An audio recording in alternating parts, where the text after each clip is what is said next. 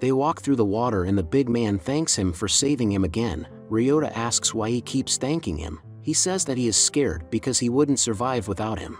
They hear the mutated lizards getting closer. The big man runs away with all their supplies. Ryota tries to scan for him but finds nothing. Ryota realizes that he could have left with all their loot. A walking death trap appears, but a drone comes by and sends the creature to lizard heaven.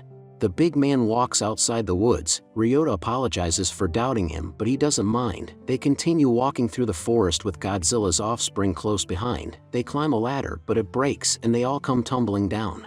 The big man decides to hold off the animals with explosions. Ryota realizes that he can't lift Himiko on the ladder. He climbs it himself and throws a gas bombs to genocide the creatures.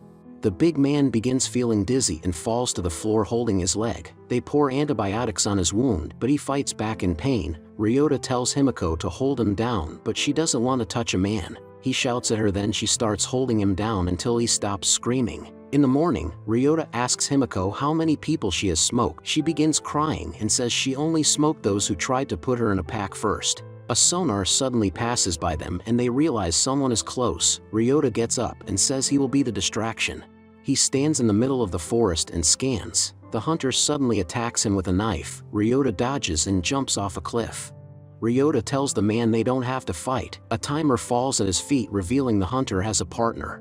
They take his loot and prepares to end him, but Ryota hits him with the stunner and pulls a Joseph. He heads back to his base. They wonder why the enemies aren't using their radar, but Himiko says they're probably tracking his footsteps. The hunter finds them. He tells Himiko that he's gonna take back all the loot she took. Ryota pulls the stun gun on him. He tells Ryota that he needs to end them in order to leave the island. Ryota says that there must be a way to leave because they couldn't have thought about everything. The hunter tries to poke him, but the big man blocks with his fingers. Ryota takes the chance to tackle him, but he gets kicked off a cliff.